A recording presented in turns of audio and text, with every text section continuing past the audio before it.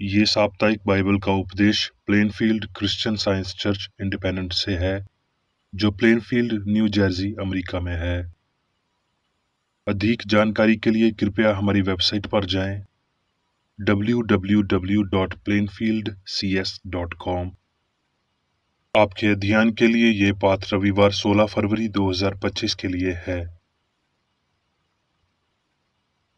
विषय: जीव आत्मा। स्वर्णपथ। मत्ती। यीशु ने उससे कहा, तू परमेश्वर अपने प्रभु से अपने सारे मन और अपने सारे प्राण और अपनी सारी बुद्धि के साथ प्रेम रख। उत्तरदायी ध्यान। भजन संहिता। हे मेरे मन, यहोवा को धन्य कह, और जो कुछ मुझ में है वो उसके पवित्र नाम को धन्य कहे। हे मेरे मन, यहोवा को धन्य कह, और उसके किसी उपकार को ना भूलना। वही तो तेरे सब अधर्म को क्षमा करता और तेरे सब रोगों को ठीक करता है। वही तो तेरे प्राण को नाश होने से बचा लेता है और तेरे सर पर करुणा और दया का मुकुट बांधता है। जैसे पिता अपने बालकों पर दया करता है, वैसे ही यहोवा अपने डरवियों पर दया करता है, अर्थात उन पर जो उसकी वाचा का पालन करते और उसके उपदेशों को स्मरण करके उन पर चलते हैं। हे यहोवा के दूतों, तुम जो बड़े वीर हो और उसके वचन के मानने से उसको पूरा करते हो, उसको धन्य कहो। हे यहोवा की सारी सेनाओं, हे उसके टहलुओं, तुम जो उसकी इच्छा पूरी करते हो, उसको धन्य कहो। हे यहोवा की सारी सृष्टि, उसके राज्य के सब स्थानों में उसको धन्य कहो। हे मेरे मन, तू यहोवा को धन्य कह। पाठ उपदेश बाइबल में से मत्ती। और यीशु सारे गलील में फिरता हुआ उनकी सभाओं में उपदेश करता और राज्य का सुसमाचार प्रचार करता और लोगों की हर प्रकार की बीमारी और दुर्बलता को दूर करता रहा। लूका। और एक दिन ऐसा हुआ कि वो उपदेश दे रहा था और फरीसी और व्यवस्थापिक वहां बैठे हुए थे, जो गलील और यहूदिया के हर एक गांव से और यरूशलेम से आए थे, और ठीक करने के लिए प्रभु की सामर्थ उसके साथ थी। और देखो, कई लोग एक मनुष्य को जो झोले का मारा हुआ था खाट पर लाए, और वो उसे भीतर ले जाने और यीशु के सामने रखने का उपाय ढूंढ रहे थे। और जब भीड़ के कारण उसे भीतर ना ले जा सके, तो उन्होंने कोठे पर चढ़कर और कपरैल हटाकर उसे खाट समेत बीच में यीशु के सामने उतार दिया। उसने उनका विश्वास देखकर उनसे कहा, हे मनुष्य, तेरे पाप क्षमा हुए। मैं तुझसे कहता हूं कि उठ, अपनी खाट उठाकर अपने घर चला जा। वो तुरंत उनके सामने उठा, और जिस पर वो पड़ा था उसे उठाकर परमेश्वर की बड़ाई करता हुआ अपने घर चला गया। मत्ती। और उसने तुरंत अपने चेलों को बरबस नाव पर चढ़ाया कि वो उससे पहले पार चले जाएं, जब तक कि वो लोगों को विदा करे। और वो सांझ को वहां अकेला था। उस समय नाव झील के बीच लहरों से डगमगा रही थी, क्योंकि हवा सामने की थी। और वो रात के चौथे पहर झील पर चलते हुए उनके पास आया। चेले उसको झील पर चलते देखकर घबरा गए और कहने लगे, वो भूत है, और डर के मारे चिल्ला उठे। यीशु ने तुरंत उनसे बातें की और कहा, ढारस बांधो, मैं हूं, डरो मत। पतरस ने उसको उत्तर दिया, हे प्रभु, यदि तू ही है तो मुझे अपने पास पानी पर चलकर आने की आज्ञा दे। उसने कहा, आ। तब पतरस नाव पर से उतरकर यीशु के पास जाने को पानी पर चलने लगा, पर हवा को देखकर डर गया, और जब डूबने लगा तो चिल्लाकर कहा, हे प्रभु, मुझे बचा। यीशु ने तुरंत हाथ बढ़ाकर उसे थाम लिया और उससे कहा, हे अल्प विश्वासी, तूने क्यों संदेह किया। जब वो नाव पर चढ़ गए तो हवा थम गई। इस पर जो नाव पर थे उन्होंने उसे दंडवत करके कहा, सचमुच तू परमेश्वर का पुत्र है। मत्ती। 6 दिन के बाद यीशु ने पतरस और याकूब और उसके भाई यूहन्ना को साथ लिया और उन्हें एकांत में किसी ऊंचे पहाड़ पर ले गया और उनके सामने उसका रूप अंतर हुआ, और उसका मुंह सूर्य के नियन चमका, और उसका वस्त्र ज्योति के नियन उजाला हो गया। और देखो, मूसा और एलिय्याह उसके साथ बातें करते हुए उन्हें दिखाई दिए। इस पर पतरस ने यीशु से कहा, हे प्रभु, हमारा यहाँ रहना अच्छा है। इच्छा हो तो यहाँ 3 मंडीप बनाऊं, एक तेरे लिए, एक मूसा के लिए और एक एलिय्याह के लिए। वो बोल ही रहा था कि देखो, एक उजले बादल ने उन्हें छा लिया, और देखो, उस बादल में से ये शब्द निकला कि ये मेरा प्रिय पुत्र है, जिससे मैं प्रसन्न हूँ, इसकी सुनो। चेले ये सुनकर मुंह के बल गिर गए और अत्यंत डर गए। यीशु ने पास आकर उन्हें छुआ और कहा, उठो, डरो मत। तब उन्होंने अपनी आंखें उठाकर यीशु को छोड़ और किसी को ना देखा। जब वो पहाड़ से उतर रहा था, तब यीशु ने उन्हें ये आज्ञा दी कि जब तक मनुष्य का पुत्र मरे हुओं में से ना जी उठे, तब तक जो कुछ तुमने देखा है किसी से ना कहना। जब वो भीड़ के पास पहुंचे, तो एक मनुष्य उसके पास आया और घुटने टेक कर कहने लगा, हे प्रभु, मेरे पुत्र पर दया कर, क्योंकि उसको मिर्गी आती है और वो बहुत दुख उठाता है, और बार बार आग में और बार बार पानी में गिर पड़ता है। और मैं उसको तेरे चेलों के पास लाया था, पर वो उसे ठीक नहीं कर सके। यीशु ने उत्तर दिया कि हे अविश्वासी और हठीले लोगों, मैं कब तक तुम्हारे साथ रहूंगा, कब तक तुम्हारी सहूंगा? उसे यहाँ मेरे पास लाओ। तब यीशु ने उसे झिड़का और दुष्ट आत्मा उसमें से निकली, और लड़का उसी घड़ी ठीक हो गया। तब चेलों ने एक आंत में यीशु के पास आकर कहा, हम उसे क्यों नहीं निकाल सके? उसने उनसे कहा, अपने विश्वास की घाटी के कारण, क्योंकि मैं तुमसे सच कहता हूँ, यदि तुम्हारा विश्वास राई के दाने के बराबर भी हो, तो इस पहाड़ से कह सकोगे कि यहाँ से सिरक कर वहां चला जा, तो वो चला जाएगा, और कोई बात तुम्हारे लिए अनहोनी ना होगी। प्रेरितों के काम। उस दिन तक जब वो उन प्रेरितों को जिन्हें उसने चुना था, पवित्र आत्मा द्वारा आज्ञा देकर ऊपर उठाया न गया, और उसने दुख उठाने के बाद बहुत से बड़े प्रमाणों से अपने आप को उन्हें जीवित दिखाया, और 40 दिन तक वो उन्हें दिखाई देता रहा और परमेश्वर के राज्य की बातें करता रहा।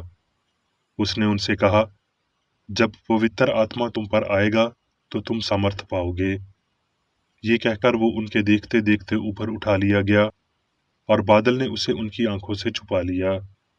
और उसके जाते समय जब वो आकाश की ओर ताक रहे थे, तो देखो, 2 पुरुष सफेद वस्त्र पहने हुए उनके पास आ खड़े हुए और कहने लगे, हे गलीली पुरुषों, तुम क्यों खड़े स्वर्ग की ओर देख रहे हो? यही यीशु जो तुम्हारे पास से स्वर्ग पर उठा लिया गया है, जिस रीति से तुमने उसे स्वर्ग को जाते देखा है, उसी रीति से वो फिर आएगा। मत्ती। धन्य है वो जिनके मन शुद्ध हैं, क्योंकि वो परमेश्वर को देखेंगे। लूका। क्योंकि देखो, परमेश्वर का राज्य तुम्हारे बीच में है। अब मैं मेरी बेकर एडी द्वारा क्रिश्चियन साइंस की किताब विज्ञान और स्वस्थ शास्त्रों की कुंजी के साथ के साहस संबंधी अंश पढ़ूंगा। विज्ञान और स्वस्थ। शरीर या आत्मा ईश्वर अपरिवर्तनीय और शाश्वत है, और मनुष्य आत्मा ईश्वर के साथ सह अस्तित्व रखता है, क्योंकि मनुष्य ईश्वर की छवि है। सत्य के व्यक्तिगत आदर्श के रूप में यीशु मसीह सत्य और जीवन के तरीके को इंगित करने के लिए सभी गलतियों, बीमारी और मृत्यु को रबी निकल त्रुटि और फटकार के लिए आया था। आत्मा और भौतिक अर्थ, सत्य और त्रुटि के बीच अंतर दिखाते हुए इस आदर्श को यीशु के संपूर्ण संसारिक जीवन के दौरान प्रदर्शित किया गया था। जब यीशु ने परमेश्वर के बच्चों की बात की, ना कि पुरुषों के बच्चों की बात की, तो उन्होंने कहा, परमेश्वर का राज्य तुम्हारे बीच में है। इसका अर्थ है सत्य और प्रेम वास्तविक मनुष्य में राज्य करता है। ये दर्शाता है कि भगवान की छवि में आदमी बेदाग और शाश्वत है। हमें सामान्यता सिखाया जाता है कि एक मानव जीव आत्मा होती है जो पाप करती है और आध्यात्मिक रूप से खो जाती है। वो जीवात्मा खो सकती है और फिर भी अमर हो सकती है। यदि आत्मा पाप कर सकती है तो आत्मा अर्थात जीवात्मा आत्मा के स्थान पर मास होती है। जीव आत्मा मनुष्य का दिव्य सिद्धांत है और कभी पाप नहीं करता, इसलिए जीवात्मा अमरता है। विज्ञान में हम सीखते हैं कि ये भौतिक अर्थ है, ना कि पाप है, और ये पाया जाएगा कि ये पाप का बोध है, ना कि पाप अपूर्ण मनुष्य है। यीशु लहरों पर चला, भीड़ को खिलाया, बीमारों को ठीक किया और भौतिक कानून के विरोध में मृतकों को उठाया। उसके कार्यों में विज्ञान का प्रदर्शन था, भौतिक बोध या कानून के झूठे दावों पर काबू पाने से। कुछ कथार्थिक कानूनों का उल्लंघन करते समय आप कहते हैं कि खतरा है, ये डर खतरा है और ये शारीरिक प्रभावों को प्रेरित करता है। हम वास्तव में एक नैतिक या आध्यात्मिक कानून को छोड़कर कभी भी तोड़ने से पीड़ित नहीं हो सकते। नश्वर विश्वास के तथाकथित नियम आत्मा को अमर होने की समझ से नष्ट हो जाते हैं और वो नश्वर मन समय, काल और प्रकार के रोग का विधान नहीं कर सकते, जिसके साथ नश्वर मर जाते हैं। परमेश्वर कानून अवैध है, लेकिन वो भयानक संहिताओं का लेखक नहीं है। अनंत जीवन और प्रेम में कोई बीमारी, पाप, मृत्यु नहीं है और शास्त्र घोषणा करते हैं कि हम अनंत ईश्वर में रहते हैं, चलते हैं और वो हमारे पास है। मसीही धर्म का सिद्धांत और प्रमाण आध्यात्मिक अर्थों से समझा जाता है।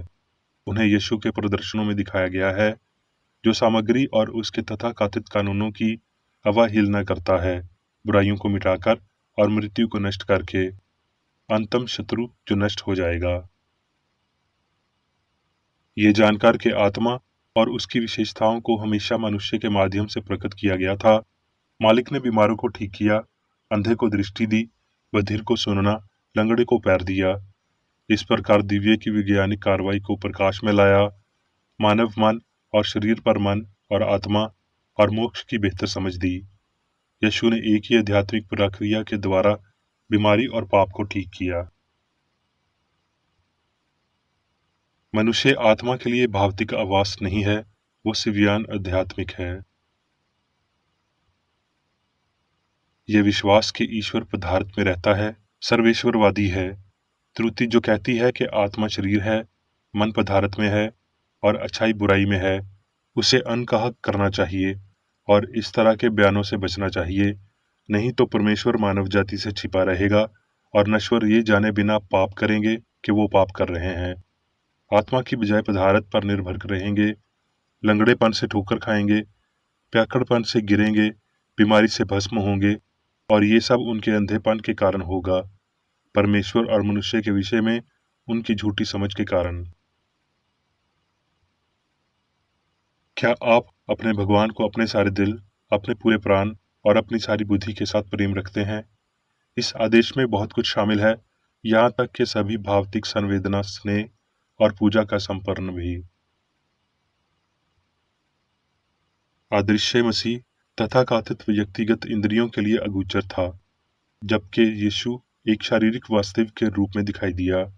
अनदेखा और देखा, आध्यात्मिक और भावनिक, शाश्वत मसीह और शारीरिक यीशु का मांस में प्रकट होने का ये दोहरा व्यक्तित्व मास्टर के स्वर्गारोहण होने तक जारी रहा, जब मानव भावनिक अवधारणा या यीशु गायब हो गया, जबकि आध्यात्मिक आत्मा या मसीह दिव्य विज्ञान के अनंत क्रम में मौजूद है, दुनिया के पापों को दूर कर रहा है, जैसा कि मसीह ने हमेशा किया है।